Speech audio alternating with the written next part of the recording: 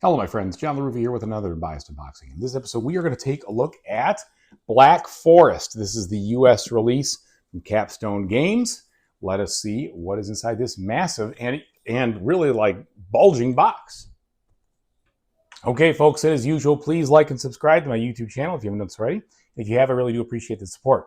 Look at that. That's kind of funny. The reflection kind of looks like it's part of the forest. Anyway, so this box is literally bursting at the seams. But the back of the box definitely sells it. Look at all that. Oh, you can't see that really well.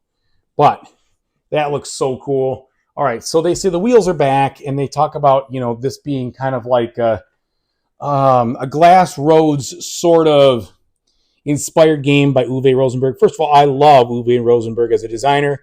Probably one of my favorite ones. He really did a lot for the hobby as far as I'm concerned, and he was really the original guy to do games I could play solo, almost. I don't want anybody to argue with me, but not that I'm could be wrong, but for me, playing Agricola, which was his first design that I ever played solo, was like a mind-blowing experience, and it really kind of started off my ability to play games solo. So, anyway, still have Glass Roads, still enjoy Glass Roads, great game, fun game solo. So when I heard that this was coming out, I was hoping it wasn't just going to be a reskinning, and it doesn't look like it is going to be that. So what do we got here? Well, we got player boards galore. So this first thing, and I don't know, I've been purposely trying to keep myself ignorant of the game so that I didn't spoil my excitement or get too excited. So this looks like it is some type of board for maybe goods.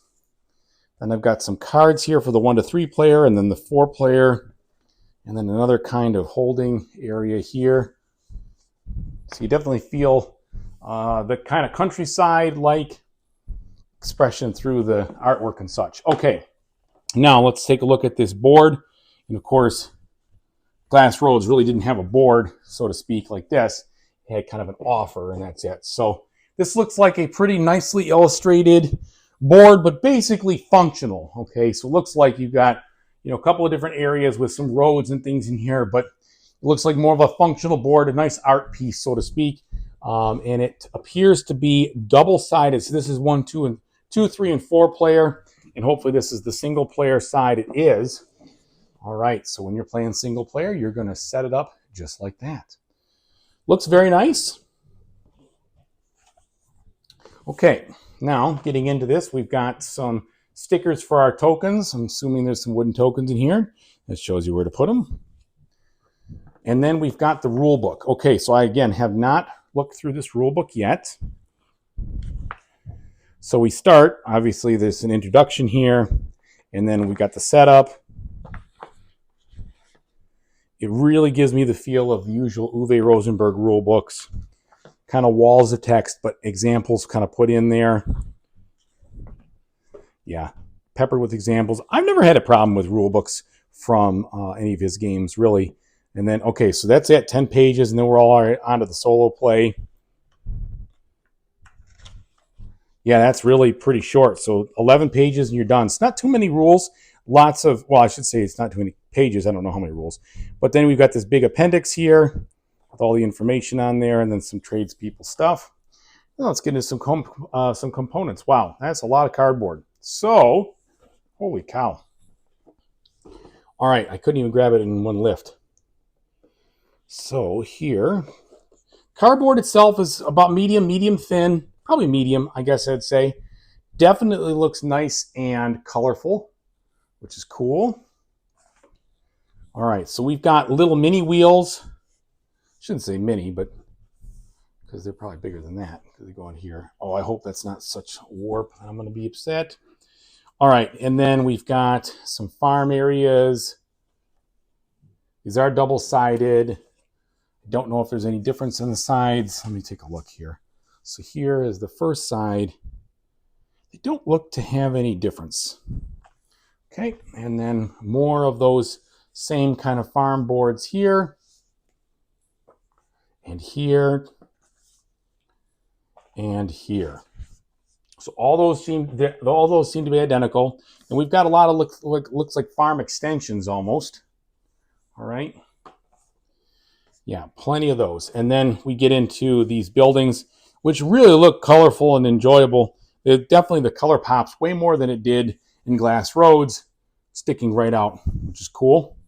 And then we've got some landscape tiles similar to the Glass Road style and some other, looks like farm spaces.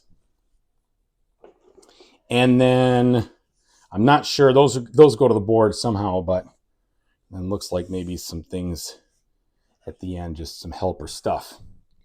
All right, then we have some green little glass bits, a whole bag of wood. Let's see what we got here. So here we've got a bunch of different tokens that we'll put the stickers on. We've got what look like pigs, a wild boar. We got what look like cows, and then different player pawns of each color, my guess. Probably not each, I don't know what the black one represents, but I think this is a 1 to 4 player game, not a 1 to 5. I could be wrong. I only care about that it says 1. I almost don't care.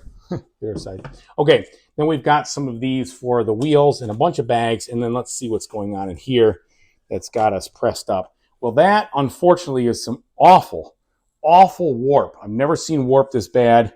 I'm going to have to rectify that because that is just going to be unacceptable, unfortunately. To put a wheel on there and have that turn, I don't understand. I mean, that one's not as bad, but this one is smiling at me. Yeah, these are really bad. So I'm going to have to leave these out. I've heard all sorts of tricks over the years. Look at that. But, you know, microwaving them and doing this and everything, I don't know what I'm going to do. Probably just do a book and leave them out and have them hopefully recover for a little bit, because, I mean, that warp is so bad, I think it's just going to bend my spinners when they're on there. So I'm not happy about that. Yeah. You know, there's whatever you do with dual layer boards, there's got to be a way to do it right, and there's a way to do it wrong. This one just didn't work out, unfortunately. But everything else looks great about it. I'm definitely looking forward to playing it. We're just going to have to let it rest for a bit. And then the inside of the box has a nice insert in there, kind of showing you where you put your components. And there we go. So thanks so much for watching, everybody. I really appreciate it. Whatever you do in the future, I really hope you have a fantastic time doing it. Take it easy now.